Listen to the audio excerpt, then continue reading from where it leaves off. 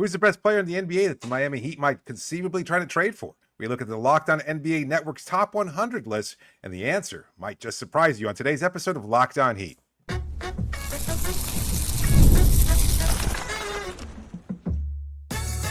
You are Locked On Heat, your daily Miami Heat podcast, part of the Locked On Podcast Network, your team every day.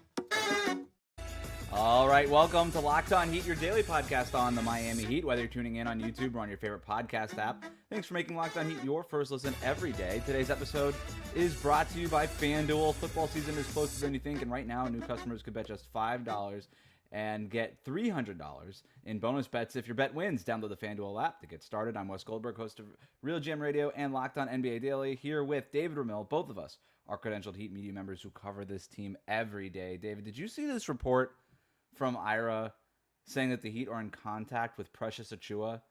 This is interesting. This is really interesting stuff, and I got to be honest, I don't hate it.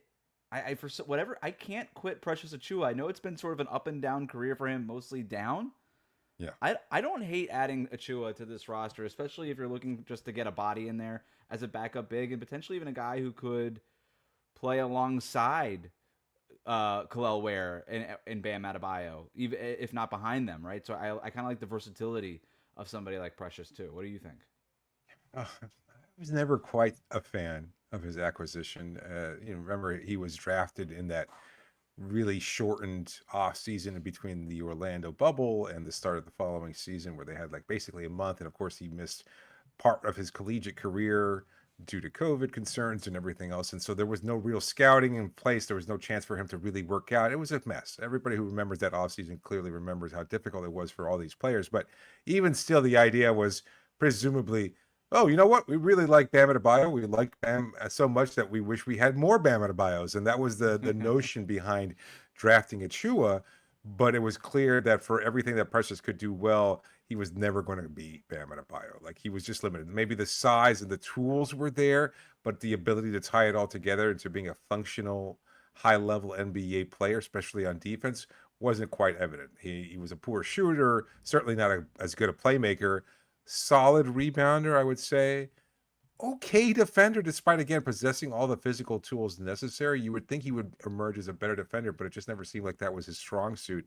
And there's nothing to his game that necessarily makes him a high-level NBA player. And yet, he needs somebody. He's proven himself. He's played NBA games. He's played NBA playoff games. He is somebody.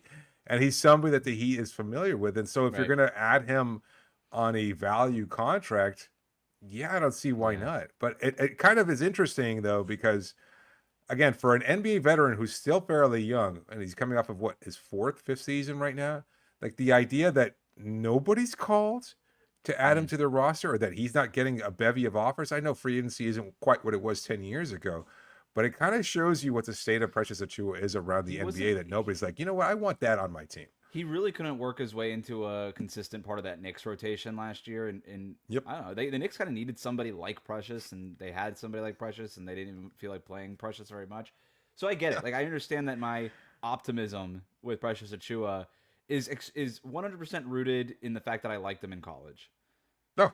And that the Heat traded him in the Kyle Lowry deal. And I was always kind of wondered, like, what would have happened if he was in Miami's developmental system for a little bit longer? Even though, he didn't, to your point, he wasn't super impressive early on when he was with Miami. But he is somebody who has played NBA minutes, and maybe that's something that they don't really have at that spot right now. Yeah. The big question is whether or not you waive Terry Rozier in order to facilitate signing Precious Achiuwa. We could get into that maybe in a separate episode. We've talked enough about the Terry Rozier thing in multiple episodes. You guys can go look back on that and kind of get the nuts and bolts on all of that. But at least thought it was worth mentioning that report. But look, we have a lot to get to today. Jam-packed show. 25 of 25 is continuing here in a second. But we are talking all week about the Locked On Podcast Network top 100 players.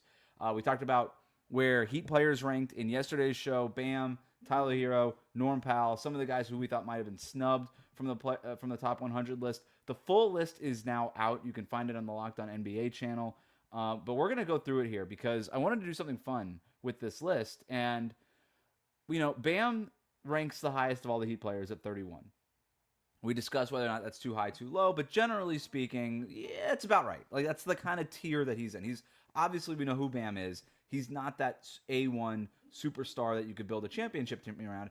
That's the player that the Heat are obviously missing.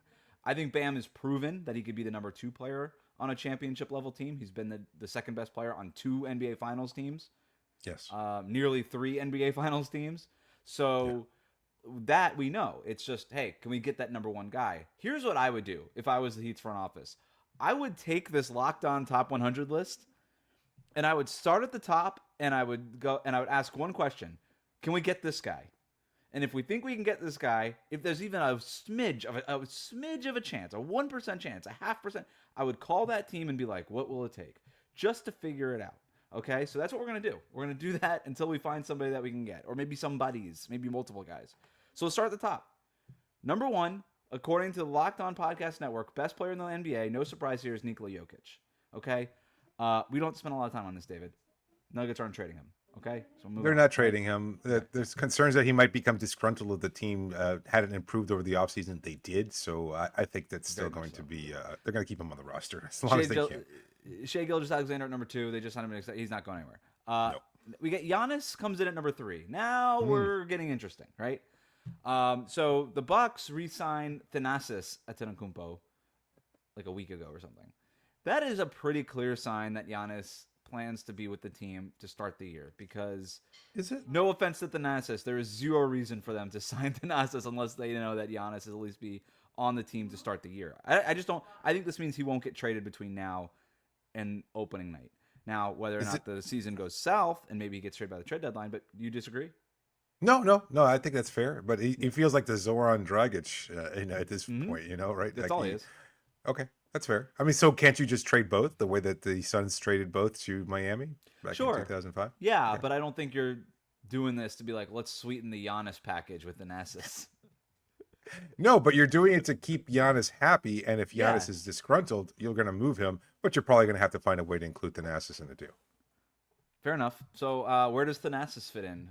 Find out on tomorrow's Locked On Heat, but that would be the guy, right? And by the way, this is the guy that everybody's thinking, oh, maybe this is the guy for us, right? Like the Knicks and all these teams that are rumored to be in on Giannis. The entire league is just waiting for that shoe to drop. So it's the kind of guy, when we're talking about the third best player in the NBA, David, right? It's whatever it takes, go get him. And I literally mean that. Whatever it takes, go get him. Because when you have a guy like Giannis, you can win the championship. And it's the hardest part of the championship team to get is the Giannis, is that top 3 type of player. That's the hardest guy to get. Everything else is easier to figure out. Doesn't mean it's easy to figure out, but it's easier than getting the first ballot Hall of Fame guy in the prime of his career. So if you can get Giannis, you do everything you can do to get Giannis. But beyond that, we can keep going on this list to see if not Giannis, then who. Let's do it. Luka at number 4 just signed the extension to the Lakers. Not happening. Steph, number 5, with the Golden State Warriors. I will believe that Steph leaves the Warriors when I see it. Right. Anthony Edwards, that doesn't feel like a thing that's happening anytime soon. Like moving on from Minnesota. He's recently on an extension. Victor Wembanyama, ditto extension. Spurs are built around him. No. Yeah. Little surprised that Wembanyama's here at number 7, but whatever. Absolutely. Yeah. I didn't write the list by myself, that's for sure. Jalen Brunson at 8. Knicks are building a statue for that guy. Donovan Mitchell at 9. Been there, done that. Jason Tatum at 10. Yep. That's not happening. Kevin Durant, been there, done that. He checks in at 11. I think there's a real argument to be made that you could have gotten the 11th best guy. Maybe you should have thought a little bit harder about that. That might be a different episode. I was told he was washed and his career was over by a large portion of fans. LeBron at 12.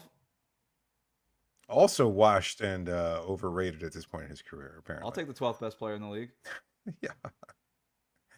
That's another name, right? I mean, we'll see what this season is for LeBron. There's some rumblings that this could be the last year of his career. I don't really buy it, but you've started to hear some of those rumblings. If this is his last year with the Lakers, though, I think if you're the Heat, you got to be at least a little bit, depending on how the season goes. I mean, unless he just hits a total wall, which I don't think anybody really anticipates him going from it's enough to go from perennial always top 10 guy to 12th, right, on the outside of the top 10. But I don't see him going from like 12 to like 40. You know what I mean? Like that would be pretty incredible. But that's another guy, right? Yeah, but not necessarily a it guy all that you're depends. calling about right now either. No, he writes the script, and he always has, and has since 2010. If he wants to join your team, he'll let you know that he wants to join your team, and then Miami just has to find a way to make it happen. But the big domino has to come from him first, and he has to be the one to knock it over. Let's breeze through a couple more of these. Halliburton, no. AD, no. Cade Cunningham, no. Mobley, no. Kawhi Leonard at number 17. According to Sam Amick, if this gets pretty rough here with the Clippers, what if his contract gets voided? No. I'm with you. Okay, hypothetically, Kawhi's contract gets voided. He's a free agent now. We know what the salary cap is right now. There's nobody's got money except for Brooklyn. So Brooklyn can offer him $25 million a year, and if Kawhi wants to take it, he could take it. And based off of everything we know about Kawhi, he might just take it. He might just take the most money possible. It seems to be his motivating, the main motivator in his life. But He's got 2 rings. Right, exactly. But what if, like, let's say Kawhi was willing to come to Miami at the minimum?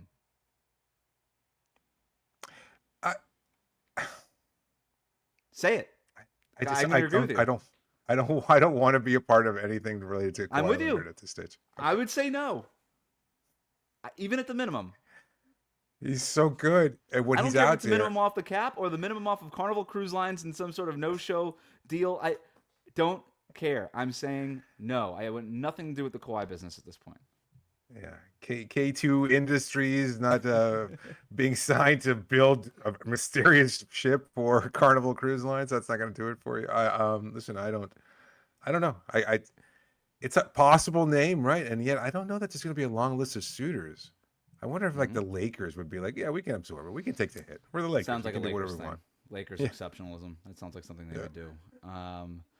Really quick, just around the top, the top 20 here. Devin Booker, Karl Anthony Towns, and Jalen Williams is how locked on.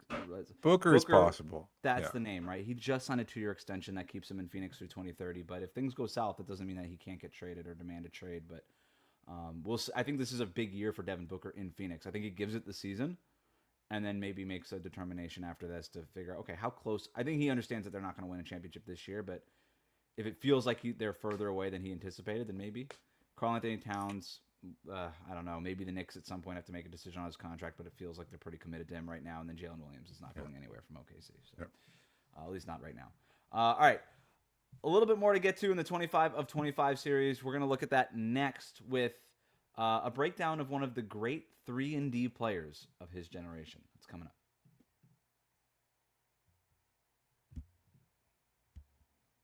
Today's episode is brought to you.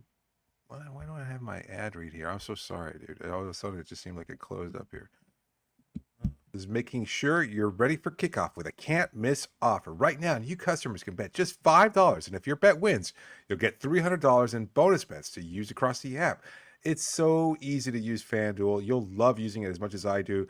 However you like to bet, whether it's player props, building a same-game parlay, or even jumping in live as the action unfolds, you'll really enjoy using FanDuel. It makes every game more exciting. Whether you're watching your team or just keeping an eye on your favorite fantasy lineup, it's quick, easy, and the best way to add a little bit more energy to your Sundays. So are you ready to play? Well, download the FanDuel app now by visiting FanDuel.com to get started. That's FanDuel.com to place your first $5 bet. We'll be right back.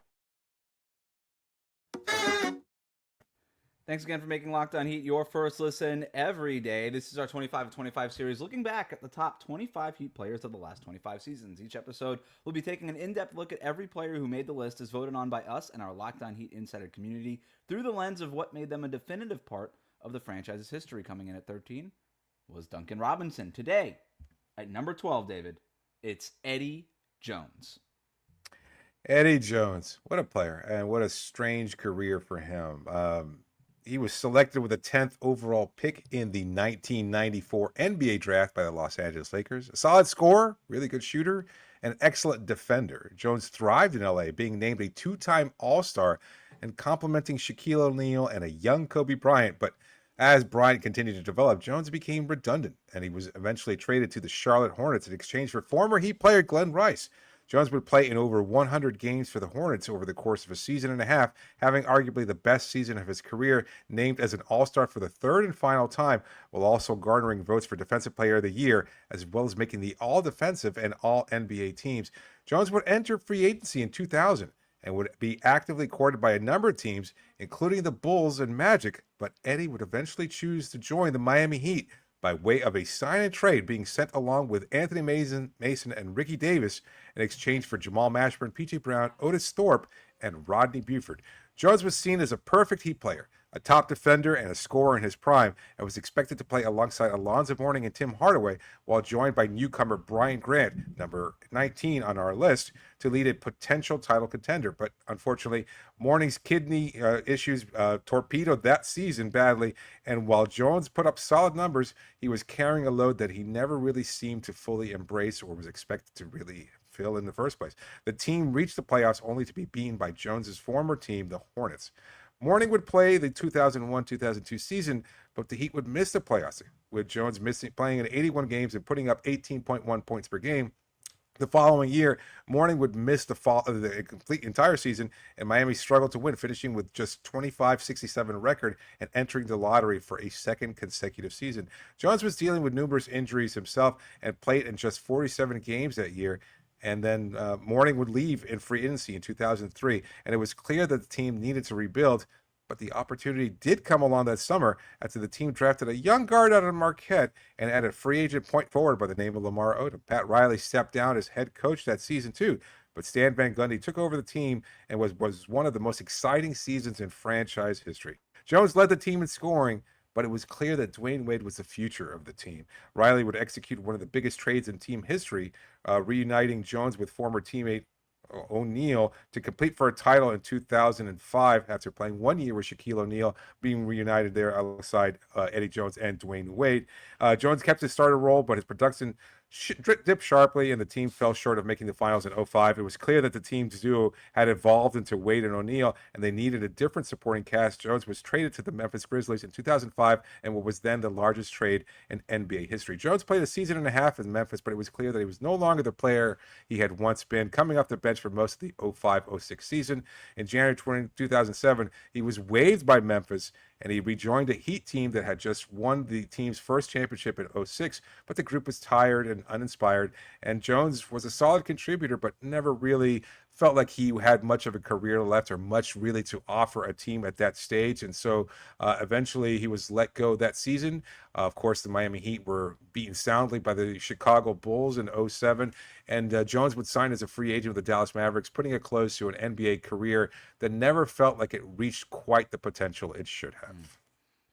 Yeah, the way you ended that is the sort of way I feel about Eddie Jones too, and we'll get to our sliding doors moment in a little bit. But what I do remember about Eddie Jones and why I think he deserves a spot on this list is, although he never really reached the potential of where he was even drafted, and the way that the Lakers talked about him when he was first drafted as this like superb athlete and all these things, and Right. just never really felt like he was that guy. But he was a damn good player in Miami, and he put in work. And I don't know, he was a little Andrew Wigginsy. Oh, yeah. In That's the a great call. Yeah. Right? It's just so like, you're like, Eddie Jones, he never really had a moment, right? He was an all-star twice with the Lakers, once with Charlotte. But in his technically 6 years with Miami, because he comes back and, we have the Eddie Jones test named after him, but it was really 5 core years with the Heat. 17 points a game, 18, 18, 17, 12. Almost 13 points per game. Like, the production was there. It was always there. He was a good floor spacer. He was a very good defender. But he just never really had a moment. But that said, like, you look at the box scores and you look at his stats and you're like, wow, this guy was just super productive for some of Heat teams that could have been better, but then also Heat teams that overachieved. He was part of such an unfortunate period here. And I made this point with talking about Brian Grant too. Like, he was never expected to be that guy. Alonzo, when in his prime, he was an MVP-ish type player. He was certainly a top 5, top 10 guy. And Eddie was just supposed to kind of slip in alongside Mourning and Hardaway. and he was supposed to be really good, perfect. Like I said, a perfect Heat player because he was such a high-level wing defender, and he was an upgrade over Jamal Mashburn in terms of his being an outside shooter and a guy that was much more of a complementary player, but also a guy who really liked attacking the basket with his incredible athleticism. But to your point, I never forget the story by Shaquille O'Neal, and I can't remember if it was in Jeff Pearlman's book that described it, where O'Neal was watching Eddie Jones now with the Hornets, and he was given the chance to win a game or ice it, and of course he missed the shot. And Shaquille O'Neal jokingly says out loud in the locker room for reporters and everybody else to hear, "There goes Eddie stepping up big again." Oh, And yeah, great times. And then they would wind up being teammates again a couple of years later. So I always remember Eddie Jones being quietly productive. Yeah. Like maybe it was just by virtue of the seasons being so poor, but you would look over and you'd be like, wow, I didn't even realize Eddie had 22 points and 6 rebounds and 4 assists or 5 assists. For some players, that seems like a feature. Like for Nikola Jokic, you're like, wait, he's got 20 rebounds? That's a feature. It Right. speaks to that player's level of dominance. For other players, like Andrew Wiggins, like Eddie Jones, it feels more like a bug. You almost like, wait, you had 12 points? I didn't really feel those 12 points. I actually don't even count those 12 points. And I don't know what the difference is, right? The points are still the points. You only have one scoreboard, and those points go to that scoreboard. So at the end of the day, I don't know what the difference is, but it feels different. It does. The points came at inopportune moments. Like they didn't swing games. He wasn't leading the 7-0 runs that could kind of catapult the team to winning. And that team just wasn't very good, especially that season playing alongside Alonzo, where he was just clearly not the player he once been. And Eddie started games, and he was again carrying a huge load, but it wasn't supposed to be something that he was expected to do. It's more. You're not a starting pitcher, and you're definitely not the closing pitcher. You're like a middle reliever. Yeah, you kind of get us. Like the points still matter, right? Like maybe he's not the guy going on the 7-0 run like Dwayne Wade is in the fourth quarter, but his points got you to the point where all you needed was a 7-0 run as opposed to a 13-0 run. You know what I mean? Like, they matter because they go to the same scoreboard.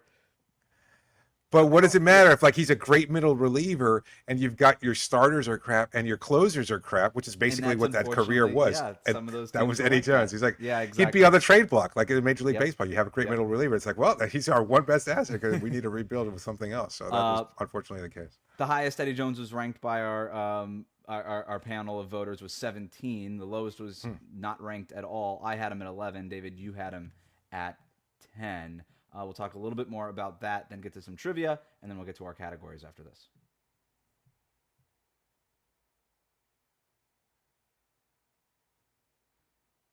Trivia time, David. What do you got? Let's see. Number 1. We got 3 questions here. Let's see if you can answer them and rack up some points. Eddie Jones hails from what Florida town? Sebring. I don't know. Oh, really? I thought this was pretty well known. Pompano Beach. He went to Pompano Beach, Eli. And when he signed in 2000 with the Heat, or signed and traded with Miami, he wanted to play for his hometown team. So that was a big part of why he joined Miami. Sebring was a pretty bad guess. I don't know that there's any bad Sebring? Yeah, I don't know that they fielded an NBA player. Shout out Sebring. I actually had a friend of mine who lived there, and he was a great town. Was he Eddie Jones? He was not in the NBA, but it was a great time to pick up liquor and to bring it back to the house. That's basically all you were doing. It's like, oh, you know what? We're going to go by there and go back to the lake after that. Number 2, Jones is related to 2 current NBA players. Which 2 players are they? Well, I'm wondering if they're from the same. John Collins? I don't know. That's a good guess. No. Right? No. 2 cousins.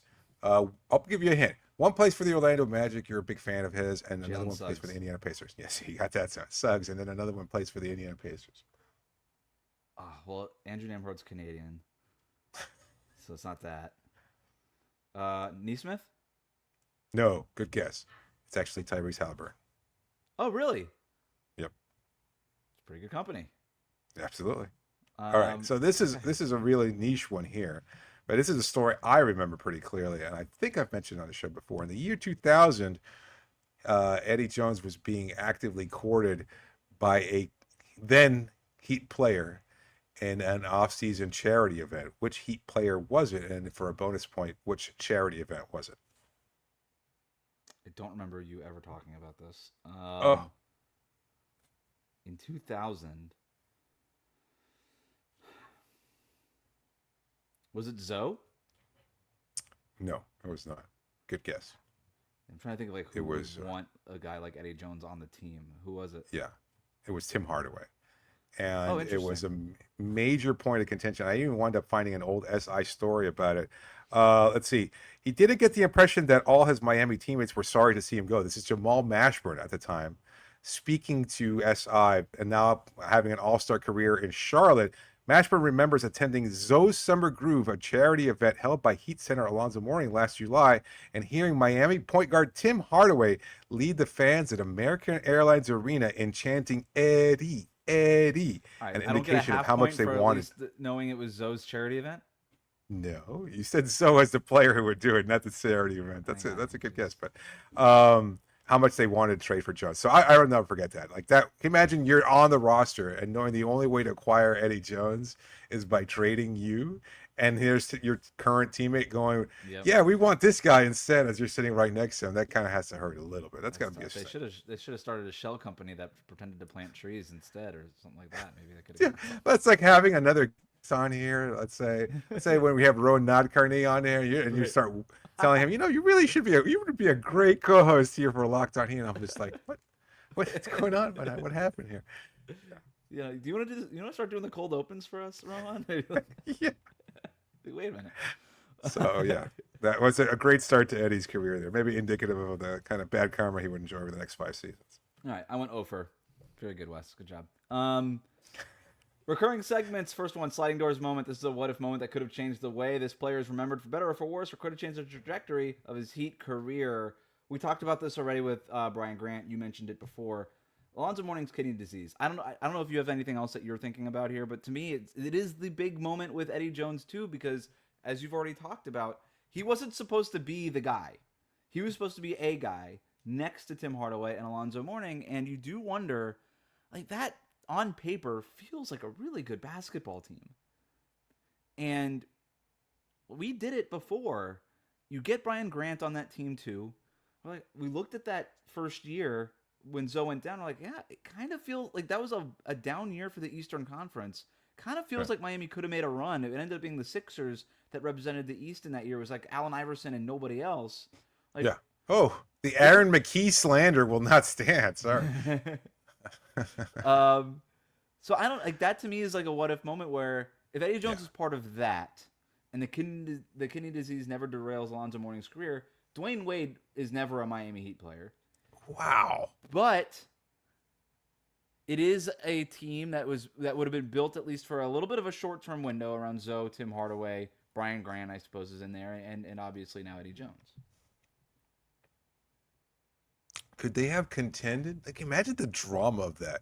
They go up against the Lakers, Shaq versus Zoe, Eddie Jones versus his former team, Tim Hardaway versus Derek Fisher, Brian Grant there. I mean, that would have been so interesting.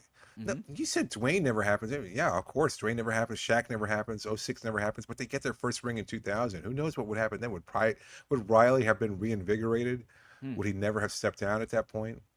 Does Eric Spoelstra's career never happens then? Like, I mean, talk about your butterfly moment there, all hinging on Zoe's kidney. So yeah, total sliding doors moment there. I don't know. I was thinking maybe, what if he hadn't been traded in 2005? What if that trade with Memphis doesn't happen? And he just stays in Miami.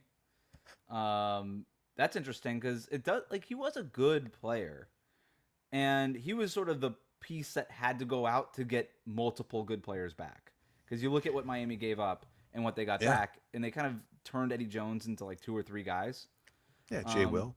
You got Jay Will, you got Antoine Walker. They ended up getting Gary Payton as a free agent that year. Like they got a bunch of guys. It just felt like Eddie Jones was the guy that had to go. And you just wonder, okay, well, if that didn't happen, could that team still have made a similar run? I don't know. I think that. And then I mean, they made it to the Eastern Conference Finals. That's the whole thing too. It's like if Dwayne doesn't get hurt. Yeah. If Dwayne doesn't get hurt in 05, maybe that's the sliding doors moment. What if D Wade doesn't crack his rib? Right. Do they win 05? Does Eddie ever get traded then? And does he become like a beloved member? Like he retires calmly from his hometown team after a 7-8 year career? You know, he had 8 years in Miami following his stint with Los Angeles and Charlotte. Maybe he just retires a Heat player. But instead, there was so much urgency in 05 after acquiring Shaq, who was clearly aging, and also to maximize Dwayne's ascending stardom, that you say, you know what, as much as we like Eddie Jones, what this team needs is a passer, a better passer, a guy who can step up in big moments when he's called to as a complementary player. And that's why you get a player like Jason Williams. It would have been like the first Chris Bosh had the Heat won it all. And if the Heat win it in 2005 with Shaq and D-Wade as your two superstars, Eddie Jones is like Chris Bosh is the closest thing the Miami's have ever had to sort of that third guy. Yeah. And Eddie Jones kind of would have been that first version of that third guy. It would have been really interesting to see how he would have been. They got Posey out of the deal too. I forgot about that. They got Posey get and J-Will. So that was a great deal for Miami. It was a great trade. Is he jersey worthy? I'm gonna go no. You know, I'm going to say yes. Okay. Just because it kind of shows that you have respect for the guys that did it in those moments when they didn't achieve much team success. So maybe it's a weird jersey to sport, and you have to be that's a very niche choice there. It's like, you know what? But think about it. A young fan who wanted to really watch this team in 2000 didn't enjoy the Heat Knicks battles of the 90s that defined that era, so that Zoe Hardaway pairing didn't really resonate, and might have just been that sweet spot before Dwayne joins the team in 2003, and you're watching Eddie drop bombs from 25 feet, you're watching him slash the basket, David, putting up 18 points per game. What? No? That's not enough to tug at the This emotional is the heartstrings? whole with Dwayne Wade and Shaquille O'Neal stood on Eddie Jones's shoulders to get to where they were. Like, it's like wearing a Yardbirds shirt instead of like a Zeppelin t-shirt or something. You're just like, what are you doing? Just wear the Zeppelin t-shirt.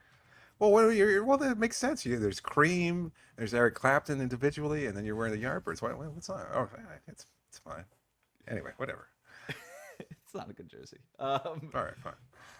Does he pass his own test, the Jones-Battier test? Yes. Yeah, He has. We named it after him. He has to pass it. And he actually, in his Heat prime, 38%, 40% three-point shooter, awesome defensively. I mean, it's so clear where he slides in. He basically is better Haywood Highsmith, better Andrew Wiggins potentially. Like, he's just another that for this. He was such a good defender. He's forgotten. Again, very quiet over the course of his career. He's just a guy who's, I can think of like Mitch Richmond, who actually is in the Hall of Fame, who just put up a lot of points for some pretty bad teams and then wound up getting a championship because he joined the Lakers team towards the tail end of his career, and that was enough. But Richmond was also part of Player of the Year voting the year before he came to Miami. He was really good, all NBA defensive player. Yeah. Yep, multiple time all defense guy. He was really good. Yeah, he probably starts over Wiggins. That's not even like debatable. Right? Like, at his prime, he was a way better defender than Wiggins. It's a little smallish, though, right? That would be a little smallish for that lineup. But yeah, I guess it would be enough. Again, he was a guard, 2-3, but he was just so quick hands, really athletic. He drew comparisons to Michael Cooper, who obviously was a star in Pat Riley's system with the Showtime generated Lakers. A ton of steals. Spo would appreciate that. Yeah, he makes winning plays. Yep. He would be like Spo's favorite guy, and then fans would be like clamoring to trade him almost all the time. Last one here, versus pin this player against the player who came before him and ask, did we get it right? Duncan Robinson at 13, Eddie Jones at 12. I do think we got this right. I think so too. Jones more productive, albeit for a far worse era in Heat basketball history, but still, yeah. Let us know what you think in the YouTube comments. Did we get it right? What do you remember about Eddie Jones's career? Do you think getting an Eddie Jones jersey is jersey worthy? Let us know. Also, the Locked On NBA Top 100 is here, voted on by the NBA host of the Locked On Podcast Network. Our Top 100 was formed by experts who cover these teams and these players every day. Find the full list on Locked On Sports Today on YouTube or wherever you get your podcast. Don't miss our reaction to where our Heat players landed. We covered that in the Monday morning episode. And we got a ton of more content coming out of this Top 100 list later on this week. But for now, thanks for making Locked On Heat your first listen every day.